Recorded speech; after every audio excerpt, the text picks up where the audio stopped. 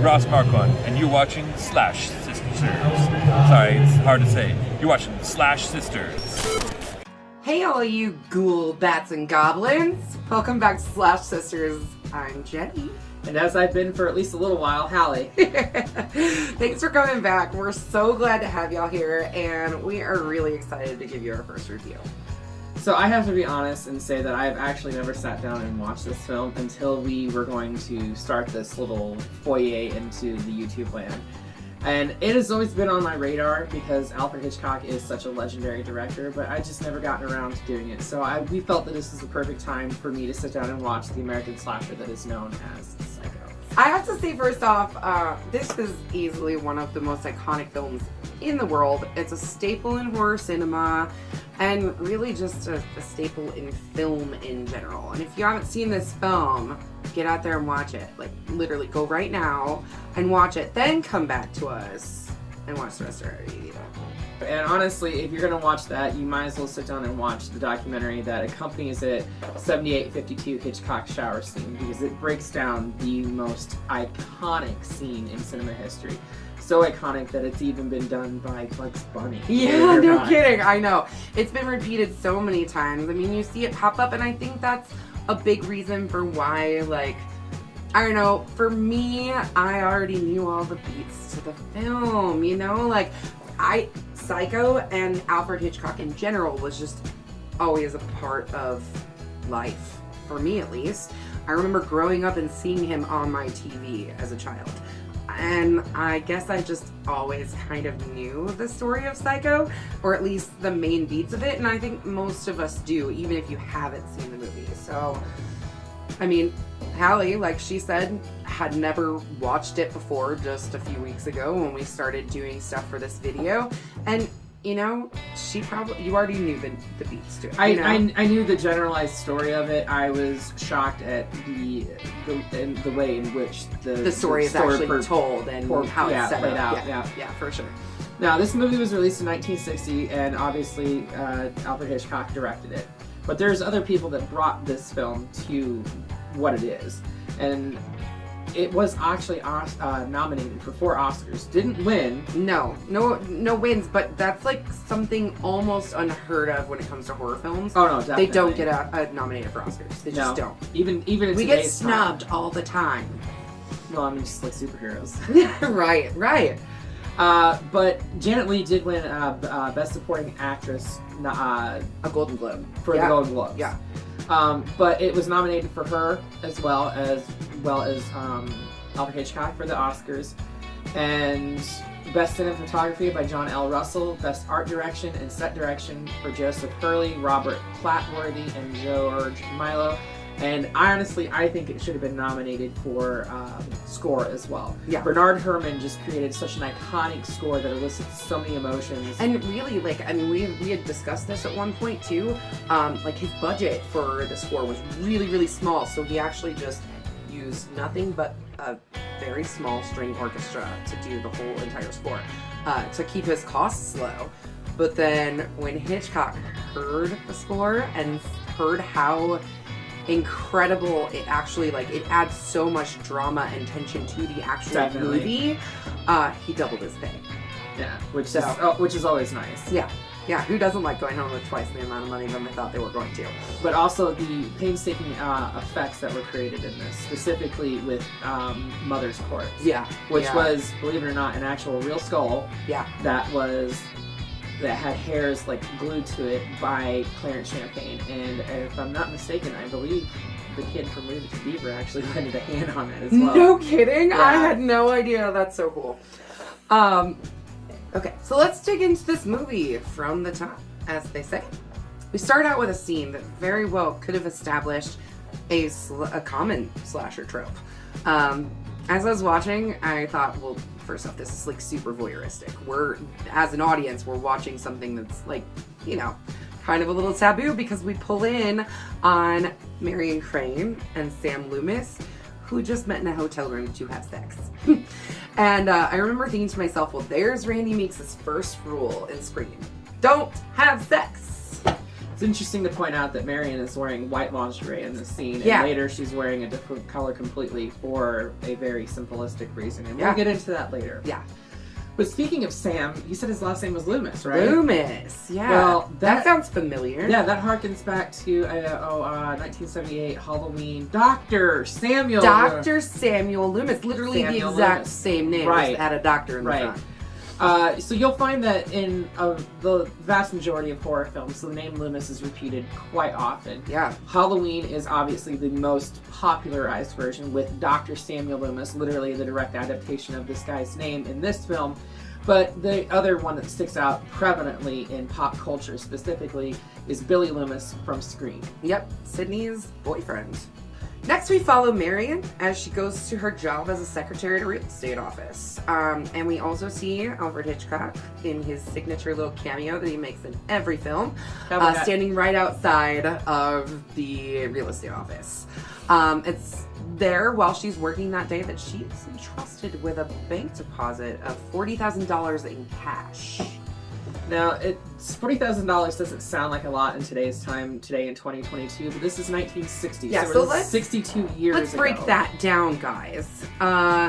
Because, I mean, even with inflation being ridiculous right now, and I probably could recalculate this and it's going up by the minute, but adjusted for inflation, you're looking at $400,000, $420.27. That's That nuts. is- I that can't. is nuts. Mind-boggling nuts. I can't imagine carrying around $40,000, let alone $400,000, or even just a couple $1,000s. Like, well, that I mean, just seems. We live in the digital age where everything's Yeah. direct deposit and Yeah. everything like that. Yeah, for sure. But Marion is asked to take that $40,000 to the bank. Now, her boss entrusts her with that because he doesn't want $40,000 sitting in his office over the weekend. Mind you, this movie starts on a Friday. But before she goes, she asks if she can just take the rest of the day off. She has a really bad headache, to which her coworker? coworker, Yeah. secretary, co-secretary, whatever, offers her a tranquilizer for the headache. Wait, I'm sorry, a tranquilizer A for a headache. tranquilizer. Yeah, well, this is coming from the lady who was tranquilized for her wedding. God, So, she must have a really fucked up marriage. yeah, to say the least. So, Marion heads back home and with the money, takes the money home instead of taking it to the bank. She walks around, packs her bags, and changes her clothing, this time into a black bra. Yeah, so the reasoning behind that, like I said, is very simplistic. Alfred Hitchcock wanted to show the fact that she is no longer innocent, so he took her out of the white clothing and into the black clothing to signify that now she is not pure. Yeah. So ultimately, she actually ends up getting in her car and deciding to drive to California, to Right. where Sam's at. Right. So she sets off on this grand adventure, but before she can get out of town, she actually not runs into, but she stopped at a stoplight and sees her boss walking across the crosswalk in front of her. They stop for a moment and have eye contact with one another, and they're both kind of like, what the fuck? Yeah, like I see you. Right. I see you too, sort of thing. Right. Yeah. So she sets off on her adventure, and she is plagued by doubt, I guess. Yeah, definitely. You can see that she's anxious. Like, you can Right. see, I mean, they show her, there's a lot of driving sequences in the very beginning of this film where she is driving from Arizona to California. Mm-hmm. And the work that woman does on her face. She Right. tells the story with her face, and it's incredible. Between the music and Janet Leigh's face, I mean, it really tells so much of the story. It really does. She doesn't even really need to talk that much. She doesn't have that many lines in the film, to be completely honest with you. No, she really doesn't. But yeah, so, She ends up getting tired on the drive, though, and pulls over so she doesn't crash. She's then promptly woken up the next morning by a highway patrolman just honestly checking on her. But she gives off this vibe that there's something not exactly kosher with what she's been doing. And the highway patrolman decides to follow her. And he follows her basically to another car dealership where she takes the car that she was driving, along with $700 of the $40,000 that she stole, to trade in her car for a different car. yeah, probably to try and shake the cop, but Shake the cop, or... he followed her. Yeah, I mean, he followed her nonetheless, at least to the dealership. Yeah.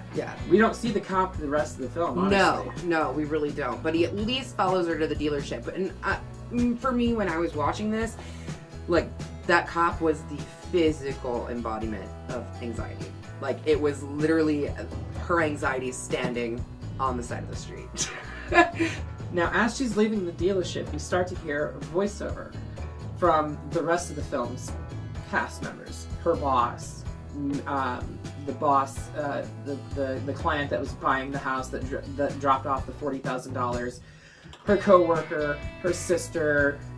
Do we hear Sam at all? I think so. I think actually Marion calls Sam to see if Sam knows where, or I'm sorry, Lila calls Sam to see if Sam knows what Marion is. Right.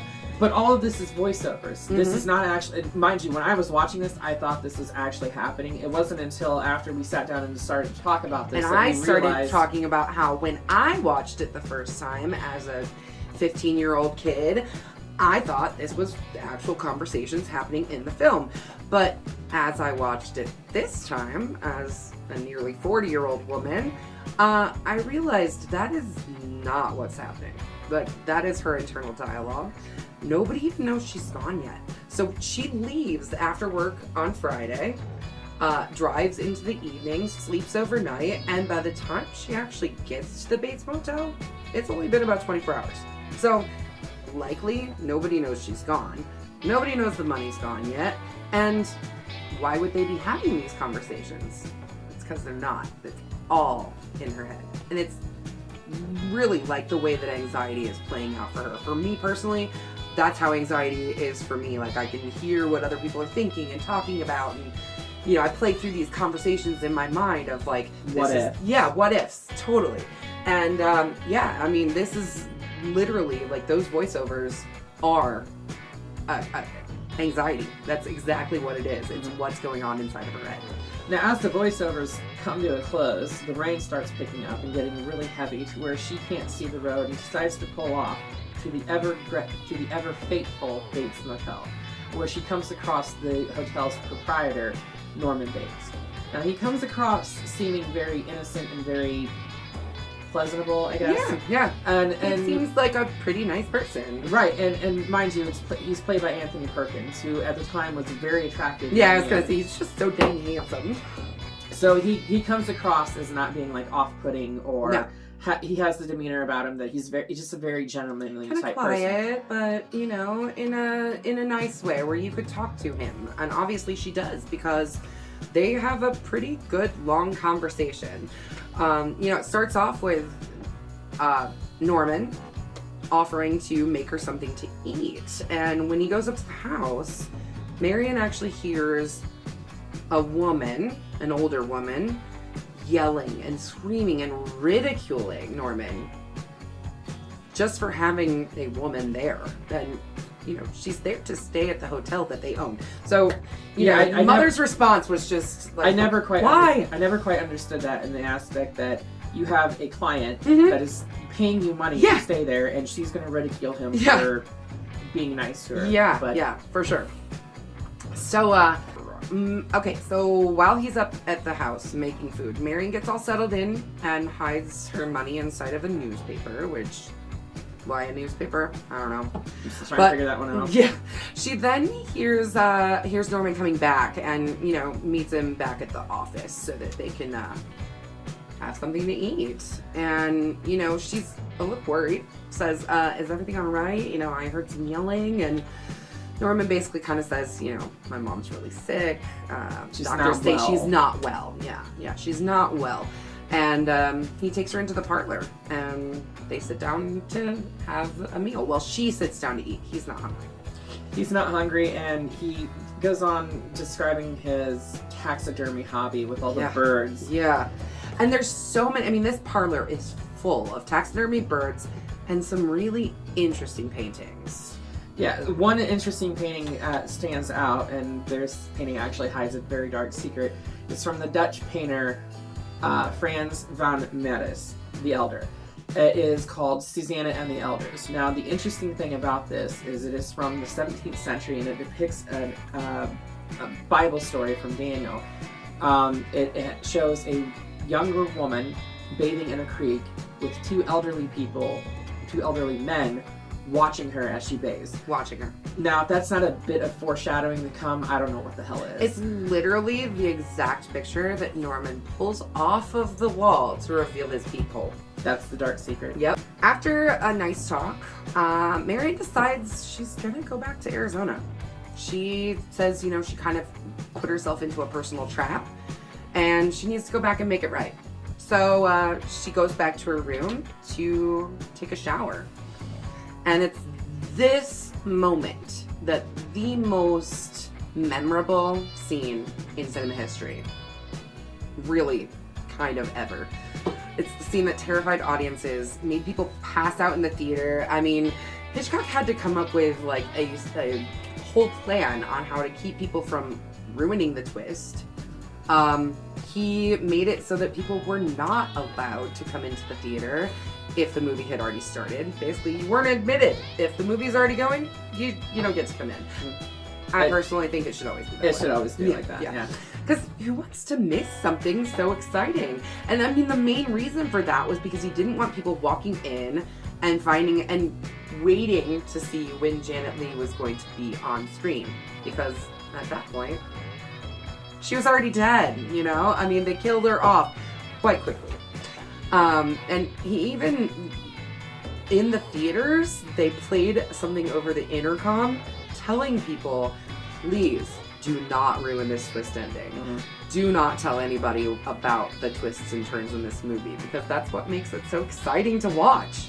It would be interesting to see how many people actually kept their word on, For sure. on doing that. For sure. Now, we say that this scene is one of the most infamous scenes in cinema history. It is. It has been plagiarized or redone in so many different ways. Even Bugs Bunny has done this. Yeah.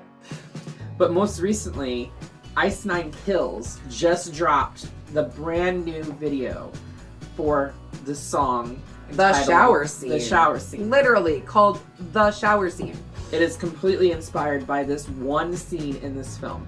And it's to achieve the proper effect, I guess. And to get the right decency laws, because there was so much that they could not show. So they had to cut so much of it out. It literally took them an entire week to film like 40 seconds of the movie. Now, it's interesting to note that this film is shot in black and white, and we should have said that from the beginning. Yeah. But the reasoning for that is because Alfred Hitchcock did it for two reasons. One, he was on such a tight budget because the film studio did not believe in the film. They thought it was going to be terrible and not make any money. And two, he saw what B-rated horror movies were doing at the time with larger budgets, and he wanted to see what he could do with a lower budget to build the quality horror film that could be done. And he achieved it. Because the blood that's swirling, I'll get there, swirling the drain in the shower scene is not actually blood at all. It's not even red. Yeah. It's brown because it's Hershey's chocolate syrup. Black and white movie. Right. Yeah, it's Hershey's chocolate syrup because it was the consistency of blood, so they used that. And honestly, if you do not know that fact, you will never know that fact. You would not. If you don't know it going into it, you would realize it watching this scene. Yeah, you would never know that was chocolate syrup. No way. Now, the other thing that really gets me is the scene is so iconic, and we cannot say that it's the most iconic scene without saying that as many times as we have. But I thought, watching this film, that this scene would actually be later in the film. Yeah, but like the climax of the film. Yeah. It felt like it would be at the climax of the film, but no, this is like not even roughly halfway through the film, like not even an hour into the film. Yeah, exactly. And you have Janet Leigh being murdered on screen. Yeah, she was one of the biggest actresses at the time. People were going to this film to see Janet Leigh up on screen, and Anthony Perkins, because he was huge at the time too. Mm-hmm. The audiences were absolutely shocked. Not just because they were seeing a murderer on screen for the first time, probably ever. Most American audiences had never seen anything like that before. But they also were shocked by the fact that the main leading actress, who everyone knew, got killed off. And this is something that continues into the horror genre still today. For example, spoiler alert here, friends, but if you haven't seen Scream, Drew Barrymore gets killed in the first 10 minutes of the film, and she's literally in the center of every single poster. It's crazy. It's true. Now, after the infamous shower scene, we see Norman taking entirely too fucking long to clean up his mess. Yeah. Or the mess. The mess. Yeah. The mess. Yeah. I just felt like the scene took way too long to clean it up, but he grabs everything. He cleans up the blood, grabs the shower curtain, grabs her belongings, the $40,000 that's wrapped up in the newspaper. He grabs all of it. Yeah, he doesn't even know that that's money in there. He just throws everything into her suitcase. Throws everything into her suitcase and then throws everything in the back of her car. And then basically that $40,000 subplot is moot now. Yeah, it's like sunk to the bottom of the swamp. Why did we even need that $40,000? I felt like that was kind of like a red herring that should have never been in the film. Yeah, probably not. But it did give us a reason for why she was running and how she ended up in the Bates Motel. Yeah, I mean, I get that. It's just... Yeah. Okay, then the story shifts to Marion's sister, Lila, who arrives in Fairville a week later. She heads straight to Sam Loomis's hardware shop and tells him that her sister's missing, as well as $40,000, and wants to know, where the hell's my sister? Right. But Sam doesn't know. He has no idea. He has no idea what the hell's going on. Next, we meet Arbogast, a private detective that's been hired to not only find the $40,000, but as well as Marion Crane. Now, we get this montage shot of him going all over the place in the area, stopping at every backside motel that he can think of to try to figure out what the hell's actually going on. And he eventually pulls off the old highway at the legendary Bates Motel. In fact, he tells Norman, "I didn't even realize you guys were here," to which Norman says, "Oh, it's because I forgot to turn the sign on." Yeah, at no sometimes point. he just forgets. Right, he just forgets. They don't really get a whole lot of people at the hotel, or the motel. No. So, the scene plays out with Arbogast interrogating Norman, and Norman is when we really start to see he's getting more and more irritable as the scene progresses, and you can see his jaw clenching, like you can see the muscles, like he knows he's in trouble. He knows that something's not right, and he knows that things are going to happen that he doesn't want to happen. Mm-hmm. Arbogast then leaves to use the payphone, and in case you guys don't know what a payphone is, they used to have these things where you could like open this little door, right? You walk in and there's like an actual phone. You put some money in there and then you get on it and you can call people. It's not like a little thing that goes in your pocket. It's like an actual physical phone booth. Anyways, so he goes to a phone to call Sam and Lila and let them know that he had stopped at the Bates Motel and that he was going to go back to the Bates Motel to talk to the mother. He heads back and starts going up to this big Victorian mansion where earlier he had seen a woman sitting in the window. It's here that we finally get to see the inside of this stunning Bates home. It's just, the detail is insane. Everything from the railing on the staircase, to the carpet, to the tassels hanging off of the curtains. Everything is perfect. And, there's an obvious reason why that home is still sitting on the Universal backlot to this day. I mean, it truly goes to show you the craftsmanship that went into creating that and the artisans that built all that stuff. Absolutely. It's now, though, that we get our second kill. And really, the final kill. We only have 2 kills in this entire film. We watch as overhead we see the form of a woman from behind. And Arbogast gets slashed in the face, thrown down the stairs, pounced upon by said woman, and stabbed to death. Now, it's interesting to note the camera actually tracks Arbogast as he's going down the stairs, something that is very indicative of what Hitchcock has done with pioneering shots in cinema. I can't help but think of this when watching this scene. Think back to the Vertigo. I mean, shot. it's almost identical. Almost it's not the same quite, shot. Yeah. It's not quite the same shot, but it elicits the same effect. The sense of dread. Yeah, and you can like feel him falling. To be honest with you, like right. just that that feeling, and I think that's the point. You know, Vertigo gave you that feeling of falling. So yeah, I mean, it's definitely it's definitely something to behold. Yeah. Now, after all of this, Norman goes upstairs, and he basically confronts Mother and says, I have to put you in the fruit cellar. We gotta hide you. We gotta hide you. People will come asking questions. And she heavily protests this. She is like, she's not kicking and screaming, but I mean, for lack of a better term, that's basically what she's doing. Yeah, she's definitely not happy about having to go down to the fruit cellar. No. She actually says, you're going to put me back in that fruit cellar again, aren't you? Indicating that she's been down there before. Exactly. So at this point, Sam and Lila, they head to see the local sheriff. And actually, they go to the sheriff's house.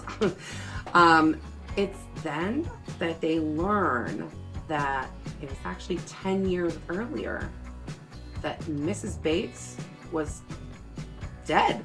She died 10 years earlier. 10 years passed. This is a total contradiction to what we as the audience and, you know, really anybody in the film, all of the different characters, everyone assumed that Mrs. Bates is still alive. Mrs. Bates was still alive, exactly. Now, Sam and Lila devised the plan to actually go to the Bates Motel to pick up where Arbogast left off because they can't contact him and they haven't had any contact with him, so they're a little paranoid as to what's going on. So they go to the Bates Motel posing as a married couple to try to find answers for themselves. Yeah. Sam then distracts Norman in the motel office and Lila heads up to the Bates home. And this scene, like, it got both of us. We talked about this heavily. She walks up to the door, opens the front door, and leaves the door open. Just wide open door. And both of us, I mean, I personally screamed, like, shut the fucking door! Why? Why would you leave that door open? And, you know, honestly, like, I know for me, I was actually yelling at my screen and it made me think, I'm wondering if this is where all that came from. You know, like where so many times we are yelling at the people on the screen, like, don't do that, don't do that, why would you do that? So yeah, I mean, it may have been where this all started. It is interesting to note though that the cameras that were used for this weren't anything small by any standards. True, So, and the real reason they left the door open was for tracking the shot. Yeah, for sure. It's the only reason. For sure. But it's interesting to see if that is where, like, this whole trope of yelling at the TV or, you know, like, that happens, if it came from that. Yeah, well, and I mean, like, Sidney Prescott said in Scream, you know, like, we have a tendency to yell at these people for making really terrible decisions, like running up the stairs instead of going out the front door. It's insulting. It really is. So, she does finally head upstairs, though, and she doesn't find anything up there. No. But there are a couple of slight jump scares with some clever placed mirrors. Yeah, very nicely placed mirrors. I thought was quite interesting. Yeah. They use mirrors unsettling. a lot in this film, actually. Like, we see Marion's reflection in the mirror in her car often. You know, we see those reflections, and yeah, it's kind of a nice little, like, camera trick that can catch you off guard. Absolutely. So she doesn't find what she's looking for upstairs, so she goes to leave. She heads down the stairs, but as she's heading into the front door, she sees Norman coming up the walkway from the hotel down below. Well, what does she do? There's no place for her to go. The only logical place that she can go is hide in the fruit cellar. Hide in the fruit cellar. Yeah. To where she finds the grisly discovery that, in fact, Mrs. Bates is truly and actually dead. Yeah, and not just like dead, like shriveled up. She looks like a freaking prune. Partially taxidermied, like mummified. I mean, he did everything he could to try and preserve her. He wanted to keep her body, which is just... So after she makes this grisly discovery, we see Norman come in dressed as Mother, brandishing a very large butcher knife with the intent to kill Lila, only to be subdued by Sam. In doing so, we actually see Norman Bates's facade shatter, his mind split, his psyche just goes every direction. He's gone at this point. He is not there. And you can see it in You that see the pain maniacal and- look on his face when Sam grabs him and stops him from killing Lila. Mm-hmm. I mean, you can see it. It's agonizing and crazy and scary. Yep.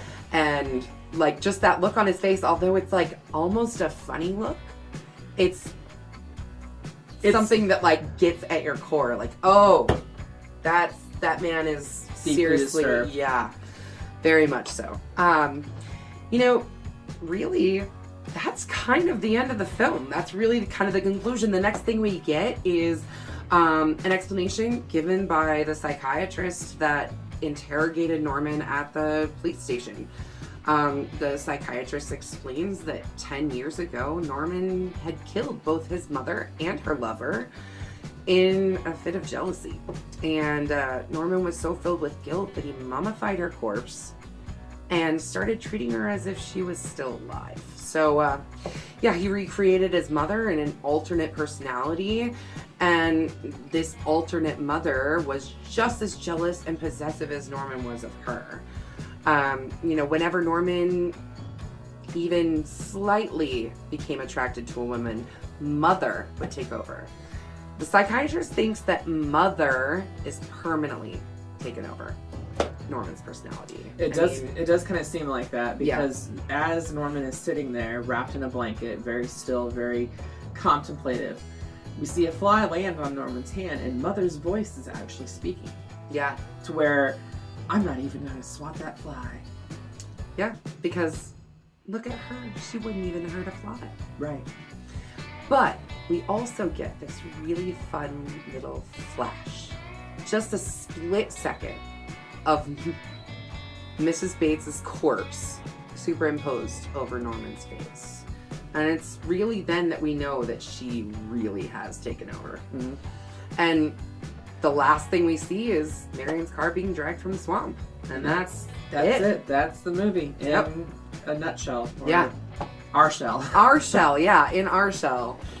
For me, I really loved this film. It was really fun to go back and watch it as an adult and really have a completely different perspective than I did when I was 15. I feel like I really appreciated this film more watching it as an adult than I would have ever appreciated it watching as a teenager. Oh, for sure. So, with that being said, do you recommend? I highly recommend. I give it a big, fat, bloody machete straight up. As do I. 2 bloody machetes straight up from us, the Slash Sisters. And with that, we are done with Psycho! Join us next time when we will be talking about one of the seminal slasher films from the early 70s, one of Jenny's personal favorites. This is actually like really exciting for me because our next video is super special. We've got 1974's Tobe Hooper film, The Texas Chainsaw. So join us in 2 weeks where we will be giving you our rundown of this incredible film, one of my favorites. And, you know, don't forget to slash the subscribe button. Stab the like button. And ring-a-ling that, what are we going to call it? The grave bell. The grave bell. So you don't get buried Ring-a-ling alive. that grave bell so you don't get buried alive. And one more thing, real quick before we go. Speaking of subscribing, we've got this really super cute Ash Williams Funko Pop that we need to give away to someone. So as soon as we get to 100 subscribers, we will be giving away this to one random subscriber. So please make sure you hit that subscribe button, and we will see you in the afterlife.